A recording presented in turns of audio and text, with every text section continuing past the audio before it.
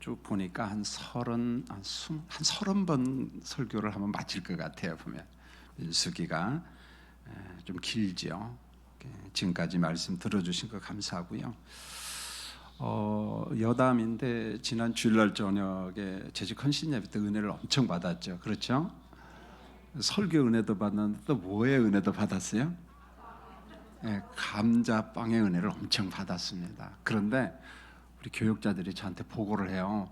목사님, 감자빵이 엄청 비싸대요. 아마 인터넷 검색하니까 뭐 그게 3,000에서 3,500원이에요. 그 하나가. 그러니 강사 목사님이 설교를 오면서 한 50만 원어치 빵 사가지고 온 거예요. 보면. 그래서 얼마나 부담이 되는지 빵 잡수신 분들 헌금하시기 바랍니다. 그 빵이 참 맛있더라고요. 그래서 이게 참 귀한 걸 했나. 값이라도 몰랐으면 마음이라도 편할 텐데 마음이 편치가 않았어요. 그래도 참 멋진 목사님이었어요. 보면요, 너무 감사했습니다. 민수기 말씀은 이제 시내산부터 모압 평지까지, 우리가 민수기 공부할 때마다 시내산에서 모압 평지까지 그걸 염두해 두면 좋습니다. 물론 이제 전체 기간은 40년이지만은 아주 명확하게 시간을 쪼개자면 40년은 안 되고 39년도 조금 부족하죠. 보면 왜 그러냐면 시내산 자락에서 한 11개월 5일 정도 머물러 있었기 때문에 굉장히 참 오래 있었죠. 시내산 자락에서 보면은. 그래서 다른 주제로 민수기를 뭐라고도 정하냐면 광야에서, 그렇게 주제를 정하도 상관없습니다. 왜냐하면 전체가 광야 생활이기 때문에 광야에서 그렇게 주제를 정해도 돼요. 자, 이스라엘은 이제 희망을 안고 시내산 자락을 드디어 떠납니다. 가나안 땅으로 출발을 하죠. 보면은, 자, 이때가 언제냐면은 좀 복습하는 차원에서 이스라엘 백성들이 애굽의 라함셋을 출발할 때가 주전 1446년 1월 15일 6월절 어근에 애굽에서 나오죠. 그리고 주전 한 1446년 3월 15일 날 이제 시내산 자락에 도착했습니다. 그리고 시내산 자락에서 주전 1445년 2월 20일 날 또 출발을 합니다.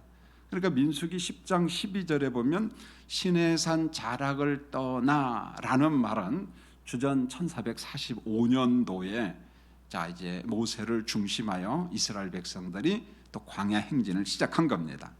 자, 하나님께서 불기둥과 구름 기둥으로 자기 백성들을 선하게 인도하죠. 그런데 광야 생활할 때마다 은혜도 많이 보고 하나님의 기적도 많이 보지만은 희망이 잠시 지나면 불평으로 또 바뀝니다. 보면 그저 막 은혜 받았다, 기적 받았다 좋아해요. 그런데 그게 얼마 못 간다는 거예요. 곧바로 원망과 불평으로 바꾸죠. 보면 자, 애굽에 있을 때가 뭐 더 좋았다. 이 사람들은 원망만 하면 이 말을 합니다. 모세가 그 말을 들을 때마다 얼마나 신경질이 나겠어요. 보면 애굽에 있을 때가 더 좋았다. 그 다음에 만나만 먹으니까 신물 난다. 그리고 뭐 고기 좀 먹게 해주라. 이게 불평하는 백성들에게 하나님께서 메추라기를 공급하는데 이거 실컷 먹어라. 그래서 어느 정도 먹었어요? 입에서 냄새가 날 만큼 먹어라. 하나님께서 메추라기를 보냈습니다.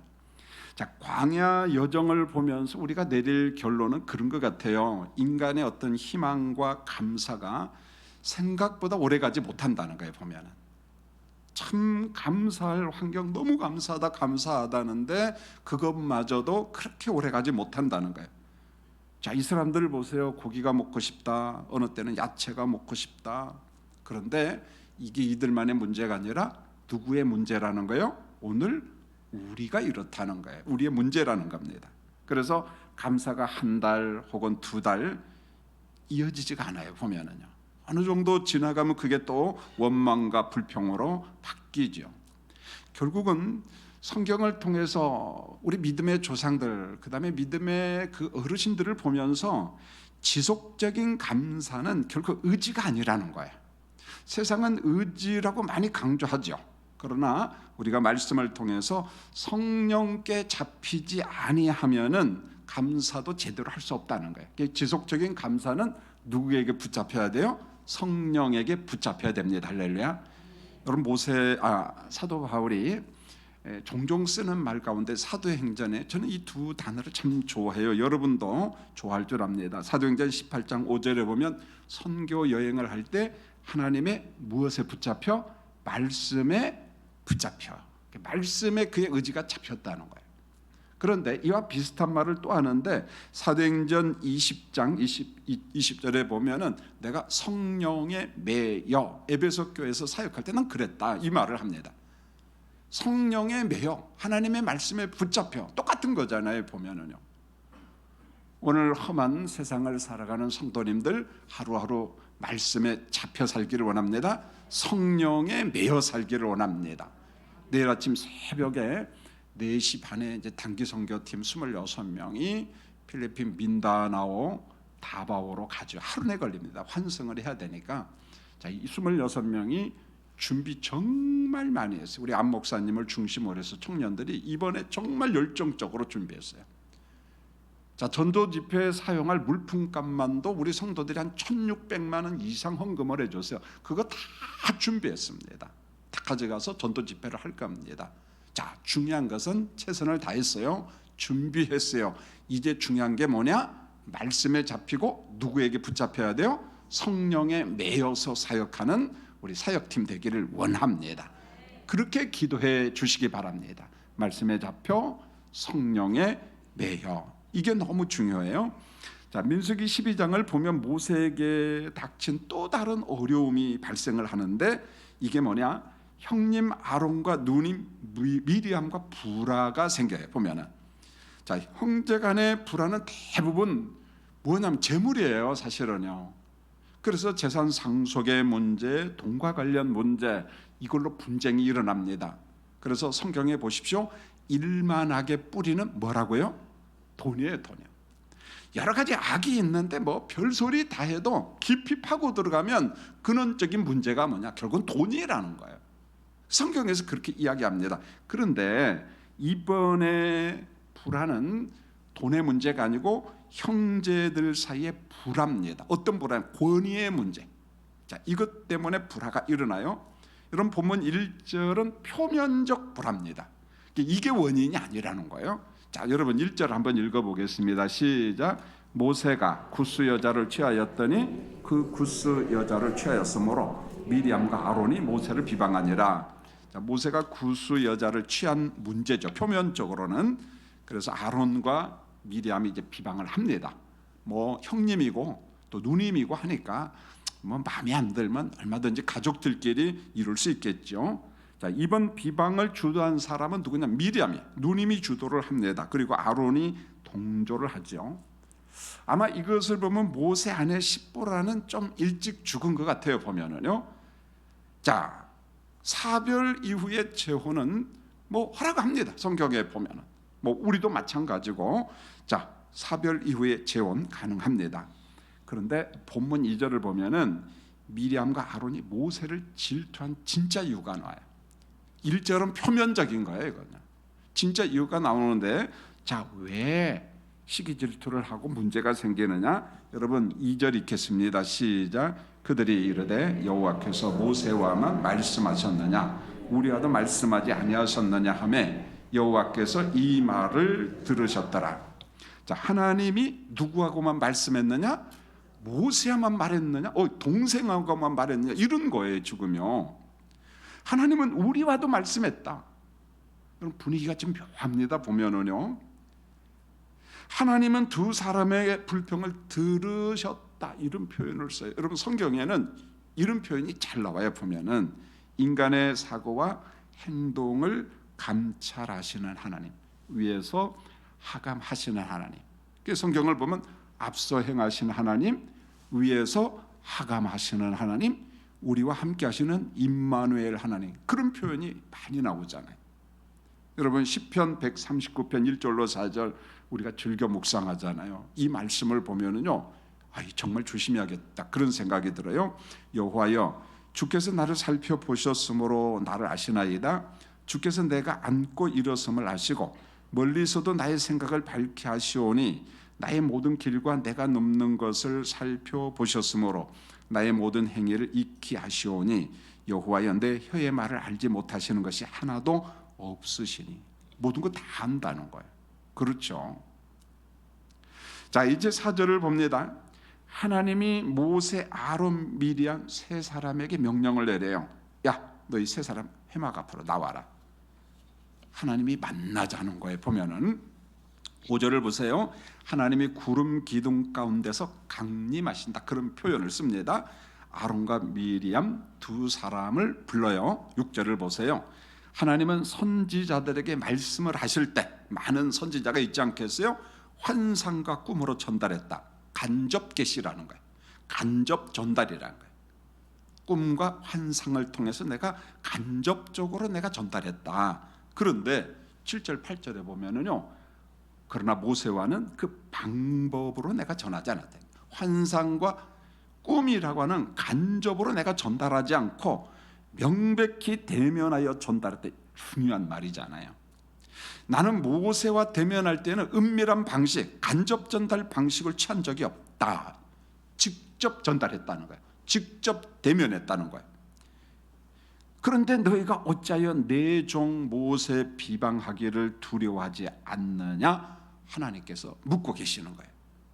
아론아, 미리암아, 회막 앞에 나와. 나랑 대화 좀 하자. 너희들 왜 그랬어? 이런 거잖아요. 하나님은 모세를 보호하셔요. 왜 모세를 두려워하지 않았느냐? 여러분 본문 7절을 잘 보면 이런 표현이 또 나와요. 내 종 모세는 내 온 집에 충성함이나. 그러니까 하나님은 그렇게 본 거예요. 하나님의 온 집이 있는데 거기에는 뭐 바울도 있고 뭐 다윗도 있고 솔로몬도 있고 노아도 있고, 그런 넓은 관점으로 보십시오. 이 온 집에 최고 충성된 자가 누구였다?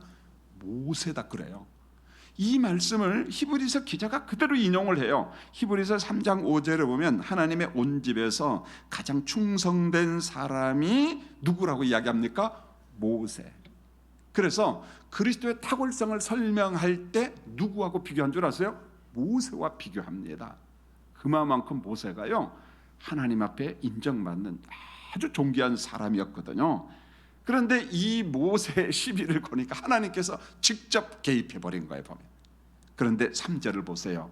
모세에 대한 평가를 보면은 기가 막힌 단어가 하나 딱 등장을 합니다. 이 사람 모세는 온유함이 지면의 모든 사람보다 더하더라. 자, 모세의 온유함이 지면에 있는 모든 사람보다 뭐다? 으뜸이다, 그런 말입니다. 으뜸이라는 거예요, 모세가. 여러분, 온유함, 이 온유라고 하는 단어는 내면의 속뜻은 이런 표현이 있어요. 자기를 낮춤, 그런 말이 있어요. 자기를 낮춘다. 여러분, 모세가 비방을 받을 때 모세의 행적을 쭉 보십시오. 특별한 사연이 없으면 화가 막 이렇게 났어요. 그럼에도 불구하고 감정을 조절합니다. 그리고 얼른 엎드려요. 이걸 요즘 말로 하면 스트레스가 엄청나게 왔을 때 분노, 폭발하지 아니하고 무엇했다는 거예요? 조절했어요. 뭘 통해서? 기도를 통해서 엎드려서 하나님 어떻게 할까요? 여러분, 모세가요, 지도자로서 스트레스가 얼마나 많았는지 몰라요. 얼마나 힘들면은 하나님 나 살고 싶지가 않아요? 무엇 하고 싶어요? 죽고 싶어요. 대단했어요, 여러분. 모세는 참 힘들었어요, 보면. 여러분, 모세는 이 온유함이 지면의 모든 사람보다 더하다고 했는데 결국은 성령의 통제 속에 살아갔다는 거예요. 여호와의 영이 모세를 붙잡고 있어요. 그렇지 않으면 이 지도자 역할 못합니다. 이 원망과 불평 많은 이 사람들. 제가 어떤 책을 읽었어요. 미국 펜실베니아 대학 하면 참 유명한 대학입니다. 우리나라에도 거기서 공부한 교수들이 굉장히 많아요. 그런데 거기에서 또 유명한 학교가 있어요. 와튼 스쿨이라고. 그래서 MBA 과정, 뭐 비즈니스 과정, 이런 과정 거기 출신들은 전 세계에서 쓰거든요, 보면은요. 그래서 그 와튼 스쿨에서 협상 코스라고 하는 강의를 하는 슈투어트 다이아몬드라고 하는 사람이 쓰는 책을 제가 참 재밌게 읽었습니다. 제목은 재밌어요. 어떻게 원하는 것을 얻을까? 이 사람이 우리나라 대기업도 그 워크숍을 하면서 어떻게 할 것인가 진단을 하고, 뭐 유엔도 진단하고 세계도 진단하고, 그만큼 굉장히 참 훌륭한 사람인데, 그 이론 가운데 지금 제가 모세 온유함 이야기하다가 이야기를 하는 겁니다. 보면은, 자, 협상할 때, 협상은 뭐냐? 흥정하는 거예요. 전부 다 윈윈 하기를 원하지 않겠어요? 장사하는 사람 돈 벌어야 되지 않겠습니까? 손해보고 할 수 없잖아요, 보면은요. 그래서 우리가 협상할 때는 절대 상대방을 이기려고 하지 말아라. 쭉 이기면서 이게 무슨 논리인지 알겠어요. 이기려고 꾸역꾸역 싸우다 보면 그 협상 될까요, 안 될까요? 깨져요. 그러면 돈 못 버는 거예요. 비즈니스 못 하는 겁니다. 결국은 우리가 원하는 목표를 다 달성하기 위해서 지는 거예요. 이게 지는 게 아니에요. 그런 개념이 아니에요. 이게 이기려고 하지 말으나, 두 번째는 상대방의 나쁜 행동을 지적하는 방식을 조심하라. 사람이 화가 나면 상대방의 약점을 지적해야 안 해요. 뭐 20년 전까지 다 나와요. 여러분 그렇잖아요. 결혼한 지 50년 됐는데 신혼 때 화난 거 지금도 이야기하잖아요. 그래 안 그래요? 그래요. 보면은 다 끄집어와요. 보면은요. 근데 그러지 말라. 세 번째, 상대방이 거칠게 나올 때 더욱 친절하라. 어떤 면에서 속이 썩어요. 그런데 내가 원하는 목표가 있잖아요. 이 비즈니스 성공을 해야 되지 않겠습니까? 그러니까 친절하게 하라. 그리고 참 중요한 말을 하는데 이게 맞다라는 생각이 들어요. 협상을 할 때 지나치게 전문 지식을 내세우는 사람은 협상에 실패한다. 8%만 성공한대. 8%만. 여러분 이게 참 중요합니다. 혹시 내가 뭘 잘한다 잘난 체하는 기질이 있는 사람들은 인간관계에서 그 사람 제로야.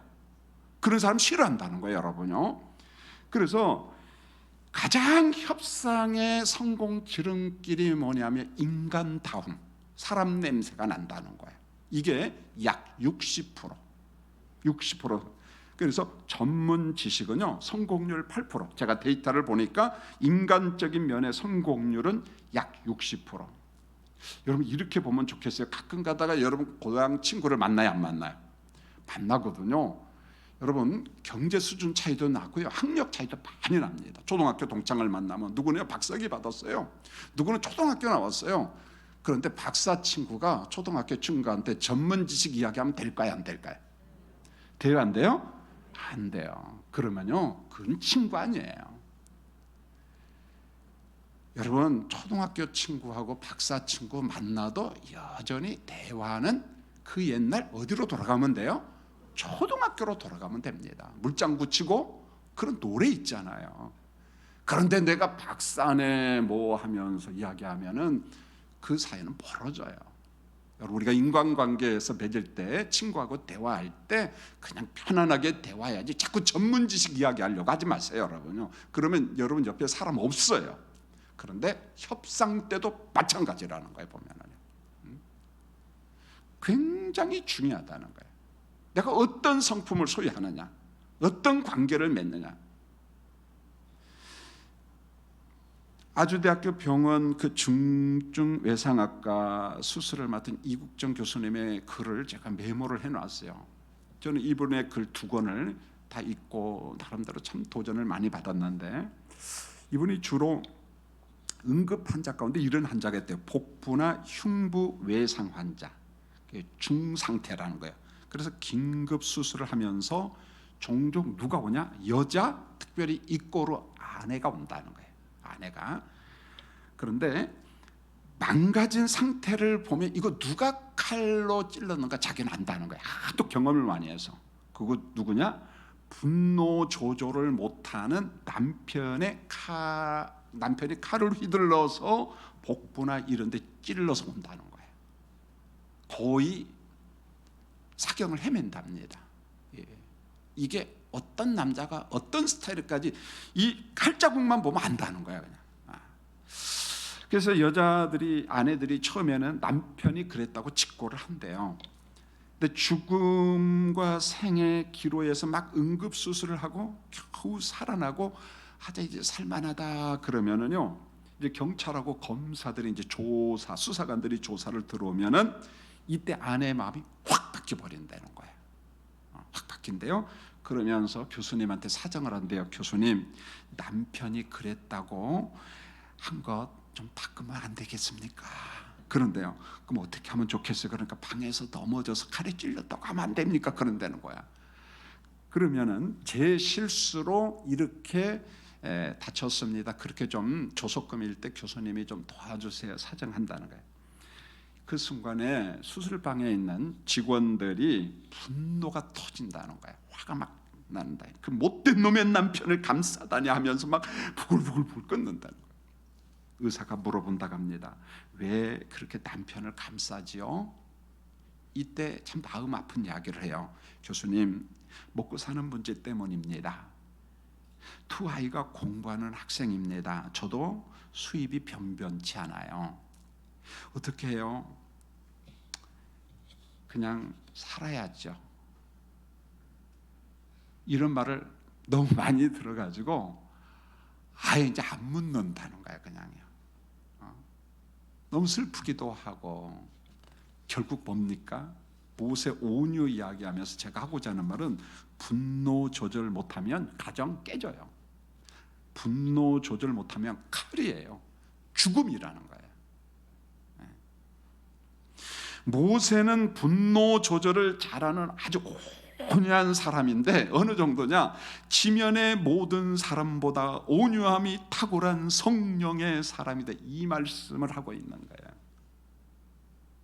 여러분도 지면의 모든 사람보다 온유함이 이렇게 되면 좋지만 그러지는 말고 여러분 동네에서 온유함이 최고되기를 원합니다.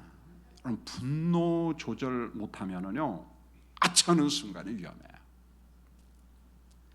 자, 또 하나 8절을 잘 보세요. 타인을 비방할 때, 말을 할 때 조심하라, 두려움을 가져라.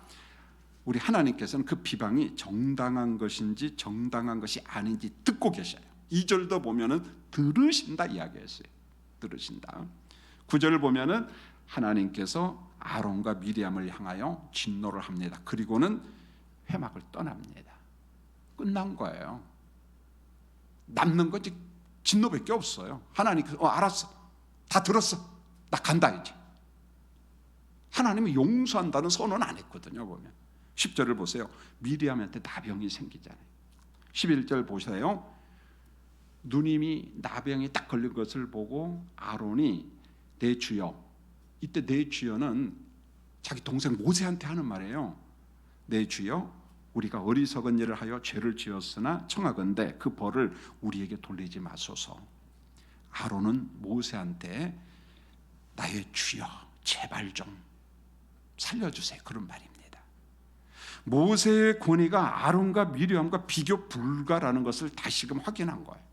그 전에도 알았어요. 순간 착각을 한 겁니다. 순간. 자, 이런 것을 모르고 시기 질투하다가 하나님의 징벌을 받은 겁니다. 다시 한번 아론과 미리암이 모세를 질투한 배경을 우리가 알아야 돼요. 여러분, 권위에 대한 불화거든요. 권위, 돈 아니에요. 권위에 대한 불화예요. 여러분, 출애굽기 3장 4절을 보면 하나님은 호렙산에서 모세를 부르셔요. 출애굽기 3장 10절 이스라엘 자손을 애굽에서 인도해 내라 하나님이 말씀합니다. 출애굽기 4장 10절 모세가 하나님 앞에 이렇게 말해요. 하나님, 저 원래 말을 못해요. 말을 못해요.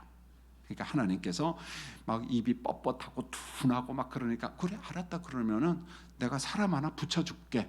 출애굽기 4장 13절로 16절에 보면 하나님은 모세 대변자로 누구를 허락해요? 형님 아론, 3살 더 많은 형님 아론을 허락합니다. 여러분, 아론과 모세 역할이 달랐어요.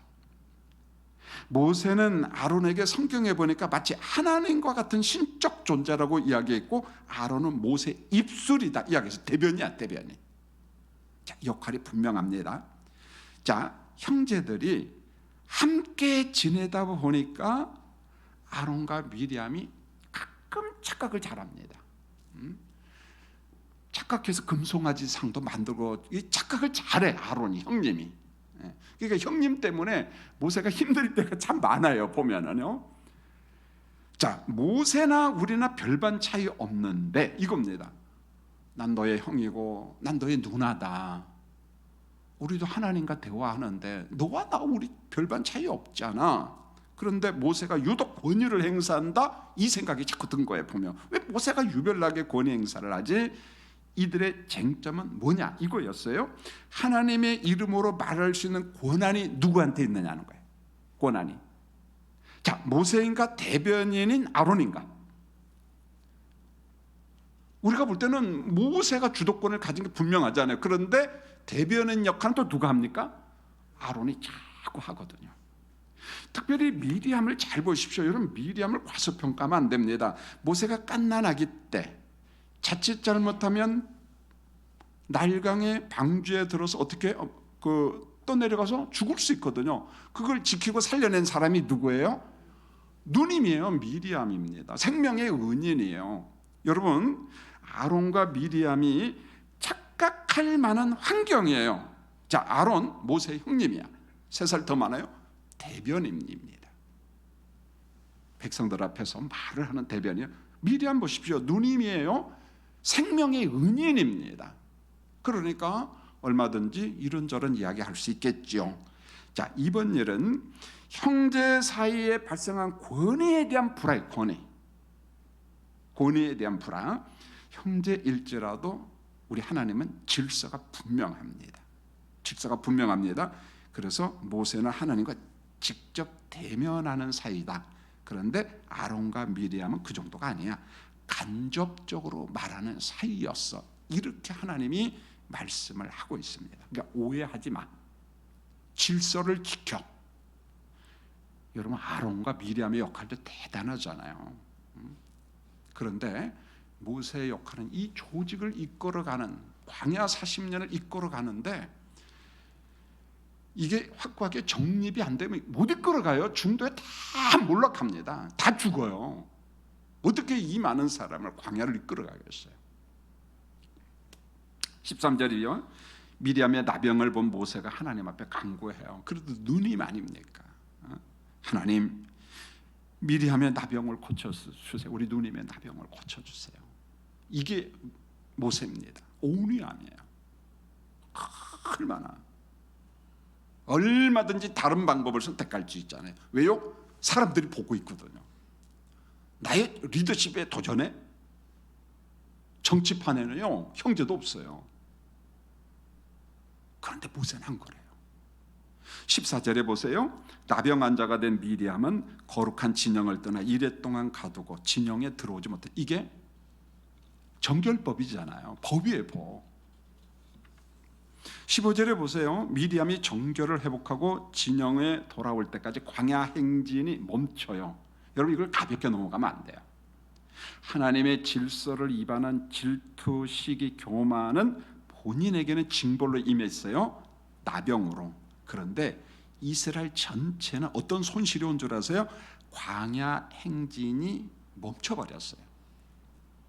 시간의 손실, 재정의 손실, 모든 거 다 손실이라는 거예요. 보면 나 한 사람 때문에 나만 징벌받은 것이 아니라 조직 전체, 국가 전체가 지금 손실을 보고 있다는 거예요. 여러분, 불화, 그 다음에 분쟁은요, 손실입니다. 감정이 상하면요, 그 다음 일을 못해요. 그렇죠? 여러분, 마음이 상한 상태로 그 다음 일이 잘 돼요? 안 됩니다. 그래서 저는 강단에 올라오기 전에는요, 가급적이면 대화도 피하려고 하고 화나는 것도 피하려고. 왜요? 설교 못하니까. 설교 못. 저는 지금도 두고두고 기억을 합니다. 우리 강단에서 제가 이야기했습니다. 언젠가 우리 하연철 목사가 무슨 일을 하는데 조금 실수를 했어요. 근데 제가 그걸 참아야 되는데 책망을 했어요. 그리고 저는 2부 설교하러 왔어요. 그리고 하 목사는 교육부서로 가고 가슴이 막 벌렁벌렁하면서 도무지 2부 설교를 못할 것 같아요. 그래서 쪽지에다가 내가 달려갈 수는 없고 시간이 없기 때문에 메모를, 하 목사, 내가 미안하다. 무조건 용서해줘라. 그리고 쪽지를 전달하고 제 마음이 쫙 풀리는 거예요. 그리고 성령 기도라. 더러운 원수 마귀야 대적하는 기도, 그리고 설교를 했어요. 여러분, 마음이 상하면요 예배 내가 못 드려요.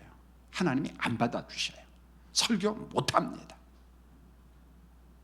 여러분, 예배 드리기 전에 무엇하고 와서 예배 드리라고 그래? 예수님이 산상교훈에서 형제끼리 무엇하고요? 화목하고요. 중요합니다. 예배를 공치면 안 되잖아요, 여러분. 여러분, 이번 일로 인해서 이스라엘 백성 전체가 광야 행진 올 스톱한 거예요, 여러분요. 감정이 상하면 정상적인 일을 못 합니다. 여러분요, 하던 일을 다 멈춰야 돼요. 손실이 이만저만이 아니라는 거예요. 여러분이 경험하잖아요. 부부싸움하고 일터에 가서 일이 되든가요, 안 되든가요? 남자 성도님들, 여자 성도님들 집에서 재미있어요, 없어요? 이부자리에서 하루 내 씩씩씩 하고 있잖아요. 그냥요. 그게 뭐가 됩니까? 이래요. 오늘 이거예요. 여러분, 모세는 장차 오실 메시아의 예표예요. 신명기 18장 15절에 나와 같은 선지자 하나, 모세와 같은 선지자 하나, 메시아가 오신다는 거예요. 모세의 이치가 그런 거예요, 보면은요. 자, 오늘 이제 말씀을 정리하려고 합니다. 교회는 하나님이 허락한 직분이 있고 직무가 있어요. 은사가 있습니다. 아주 중요한 거예요. 성령의 사람은 하나님의 질서를 지켜요. 그걸 일컬어 우리는 겸손이라고 이야기합니다. 겸손이라고 이야기합니다. 상대방의 은혜, 은사, 재능, 권위를 존중해 주면서 온유함, 성령께 우리 의지가 붙잡혀야 돼요. 성령께 매여서 하루하루 살아가는, 또 교회에서 봉사하고 또 직장 생활하고 가정 생활하는 우리 성도들이 꼭 되었으면 합니다.